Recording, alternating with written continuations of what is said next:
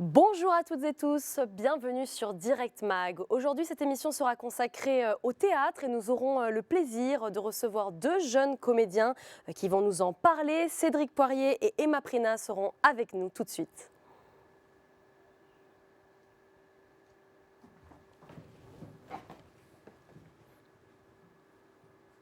Mais avant, nous allons nous plonger dans les coulisses d'une pièce de théâtre des années 1920 avec la figure incontournable Charlie Chaplin. Reportage tout de suite de Lisa Morin.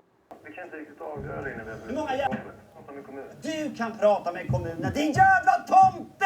Koppla bort den här eländiga människan. Tombé sur une scène sympa. Allez, feu. Non, non. Non, non, non, non, non, non, je ne veux rien entendre. Dites-vous que Je m'appelle Pierre Tessier et je suis comédien. Mes parents m'emmenaient au théâtre du Châtelet quand j'étais enfant en fait j'étais fasciné par ce truc-là. Je me suis dit un jour, moi je veux monter sur scène, je veux faire pareil. Non, non, non, non, non, non, je ne veux rien entendre. Dites-vous que si je vous y envoie, c'est uniquement pour vous libérer de cet asile de fous dans lequel on est obligé de bosser. C'est un service que je vous rends. J'avais une copine qui faisait du doublage. Je ne connaissais pas du tout cette discipline. Je ne savais pas du tout que ça existait. J'avais jamais même imaginé qu'il y avait des comédiens qui étaient doublés en français. Donc voilà, elle m'a proposé d'assister dans des studios à Épinay-sur-Seine et je lui ai dit ouais, pourquoi pas, ça peut être intéressant de voir ça. Donc je suis allé avec elle. Mon premier contact avec le doublage, c'était de voir ces acteurs américains qui parlaient en anglais. On enregistrait et 3 minutes après, tout le monde parlait français. Je trouvais ça complètement magique. Tu as fait le ménage, c'est ça? Et je me suis dit mais c'est génial, moi je veux faire ce truc-là, je veux faire ça. Tu peux calmer le jeu ou pas, Pierre?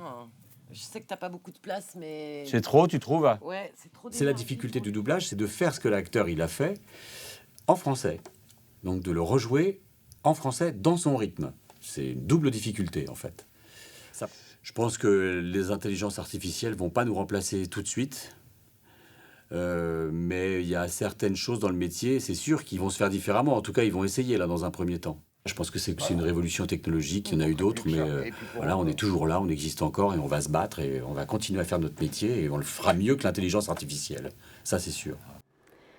Alors ce n'était pas Charlie Chaplin, mais nous venons de voir une pratique théâtrale encore peu connue, le doublage, puisque certaines pièces françaises connaissent parfois des succès mondiaux. L'objectif est donc que les comédiens tentent en fait de traduire en imitant l'énergie de l'acteur. Nous allons en parler tout de suite avec Emma. Déjà, bonjour à tous les deux. Bonjour Cédric, bonjour Emma. Je vous présente avant toute chose, puisque vous êtes tous les deux comédiens. Toi Cédric, tu as commencé lorsque tu étais plus jeune, au collège. Ouais. Toi Emma, c'est plus récent. Tu as intégré les cours Florent donc, cette année. Oui. Et alors justement, ce qui est intéressant dans ton parcours, pour tout de suite faire écho à ce qu'on vient de voir, c'est que en fait, tu fais aussi du théâtre en anglais, ce qui implique que tu passes en fait d'une langue à l'autre, du français à l'anglais. Donc est-ce que tu peux nous parler du doublage ? Alors, mais le doublage, comment ça ? Alors, toi, par exemple, est-ce que tu peux être amené à faire des pièces en anglais ? Est-ce que tu te formes justement spécifiquement à des pièces internationales ? Oui, justement, c'est pour ça que j'ai rejoint du coup les cours Florent en anglais cette année. C'est pour du coup pouvoir en fait pratiquer en anglais, tout comme en français. Et après, au niveau du doublage... Ce qui est intéressant, c'est que ça peut permettre d'ouvrir des perspectives. C'est-à-dire que, par exemple, les acteurs qui ne parlent que français, finalement, sont limités au territoire Oui, c'est aussi pour ça. francophone. Oui, bien sûr. Moi, je faisais ça parce que, du coup, effectivement, je voulais, en fait, m'internationaliser. C'est pour ça que j'ai choisi de faire en anglais, en fait, pour pouvoir, en fait, après, m'ouvrir plus de portes et plus, du coup, d'opportunités à travers, en fait, le monde du cinéma et du théâtre, tout ça. Et est-ce que tu parlais déjà l'anglais ? Oui, Parce que j'imagine qu'il faudra des prérequis.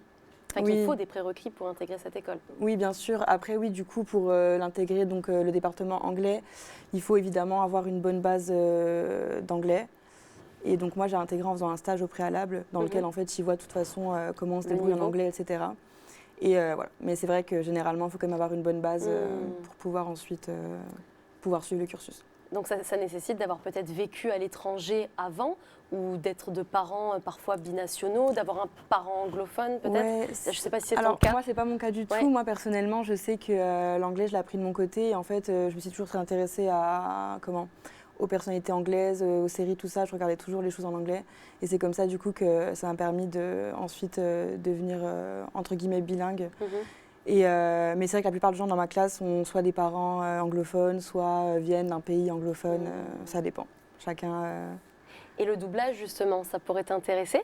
Oui, alors oui, tout à fait, vraiment, ça m'intéresse énormément. Je trouve ça très intéressant et également très amusant. Et j'ai eu l'occasion de parler avec un doubleur récemment qui m'a donc fait part de son expérience. Et il m'a dit que oui, c'était super, c'était top, c'est une expérience super, c'est très amusant, puis ça permet en fait aussi de toucher un autre aspect en fait de l'acting, du théâtre, tout ça. Alors justement, on parlait tout à l'heure aussi d'une autre forme de théâtre, c'est celle qui retrace des événements historiques. Je vous parlais tout à l'heure donc de Charlie Chaplin. Nous allons nous immerger, je vous l'avais promis, dans les coulisses d'une pièce de théâtre. Reportage tout de suite de Lisa Morin. Alors, je m'appelle Alvina Najem-Meyer, j'ai 29 ans. Je suis la metteuse en scène de Lights on Chaplin, qui est une pièce muette et en noir et blanc, dans laquelle je joue également. Ouais, j'ai trouvé ça bien tenu. Il y avait un enchaînement que tu as rajouté à un moment donné. Et moi, j'étais déjà prête. Et je me suis dit, il n'y aurait pas besoin, tu vois, je pourrais direct rentrer. Je dirais que pour la mise en scène, il faut vraiment avoir une vision globale, une vision d'ensemble et surtout du recul sur la pièce. Il y a une part d'artistique, mais aussi une part d'intellect dans ce travail. Mais il y avait quand même de l'allure. Une où tu te relèves, hop, tu nettoies, etc. Tu te rassois. Et après, le truc où toi, tu lui passes derrière. Et il y a un échange avec Julien. Et par exemple, Julien t'engueule. Pourquoi Charlie Chaplin? Pour moi, c'est émotionnellement rattaché à des choses très fortes. Par exemple, rien que le fait que ma mère pleure à la fin de presque tous les Chaplin, et moi qui voyais ça en tant qu'enfant. C'est un peu mon premier contact avec le cinéma. Essayons juste ça pour voir.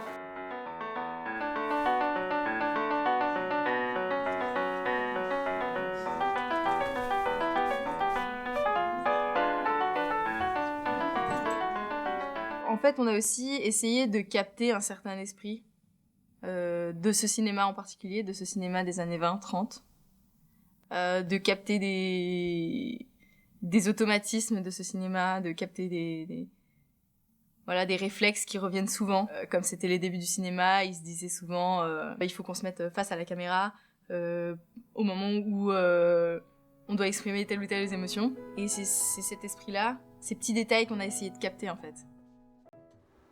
Alors maintenant, nous allons parler donc du reportage que nous venons de visionner avec Cédric, puisque Cédric, on n'a pas encore eu l'occasion d'échanger. Rebonjour du coup, puisque tu étais donc avec nous en début de plateau. Alors que penser du coup de ces pièces historiques? Là encore, est-ce que c'est pas difficile finalement de se replonger en tant qu'acteur dans une époque passée, une époque révolue? Comment on peut se mettre dans la peau du personnage? Est-ce qu'il faut visionner de nombreuses archives? Comment on se prépare finalement à ce type de pièces qu'on vient de voir? Déjà, effectivement, regarder les films pour essayer de comprendre, d'analyser les mouvements et aussi de se demander pourquoi, déjà, quelles étaient les mœurs à l'époque pour essayer de se mettre dans le contexte, déjà dans la tête, quelle que soit l'époque. Et aussi, si, là, pour Charlie Chaplin, des images d'archives, à voir, entre guillemets, le pourquoi ils avaient un jeu, entre guillemets, aussi théâtral pour du cinéma, mais il n'y avait pas le son. Et comme le corps est le seul moyen de faire parvenir l'émotion, toujours à grossir le mouvement, grossir l'expression, etc. Ce qui vient du théâtre aussi, où la personne qui est au fond de la salle, il faut la toucher de la même façon de la personne qui est à côté de l'orchestre. Donc là, pour Charlie Chaplin, mais en soi, ça touche n'importe quelle époque, que ce soit quelque chose moyenâgeux, et donc là, il y a moins l'image, mais plus les textes, comme quelque chose de plus actuel, donc dans les années 1900. Donc essayer de comprendre les mœurs, de regarder les archives et de se mettre soi-même dans un temps, pendant un temps, à l'époque justement où ça a été produit.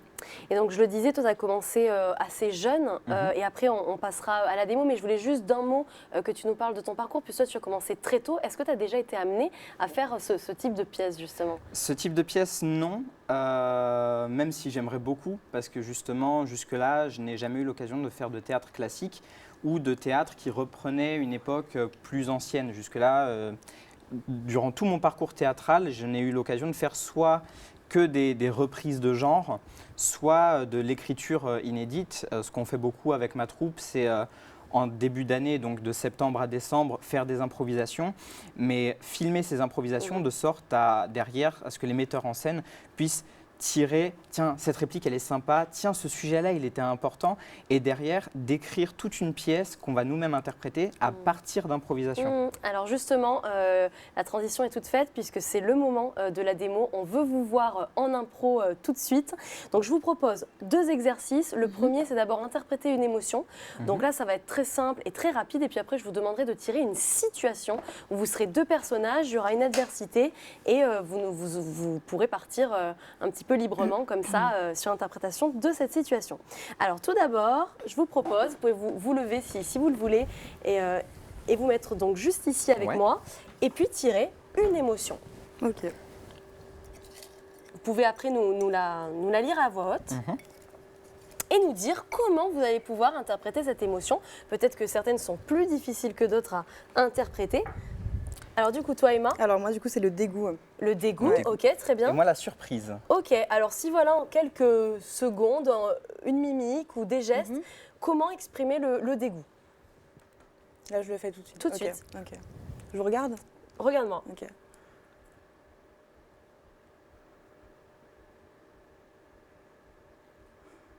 Très bien. Et ensuite la surprise?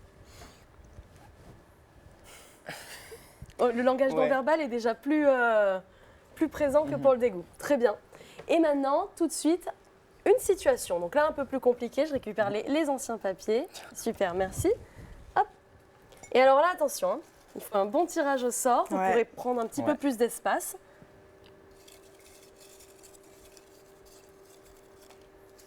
Et tu peux le lire à nouveau à voix haute. Alors, un entretien d'embauche pour le mauvais poste, une personne qui fait passer l'entretien d'embauche, une autre qui vient, mais qui visiblement s'est trompée de poste.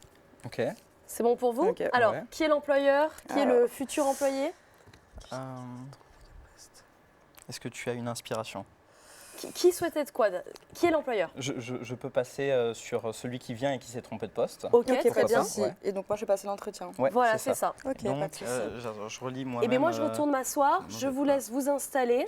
Bien évidemment, c'est de l'improvisation, hein, donc on ne vous laisse pas forcément vous concerter. Juste, il faut y aller. Bon courage à vous. Bien. Merci beaucoup. Ok, pas de souci. Je fais une entrée. Bien sûr. Ça marche.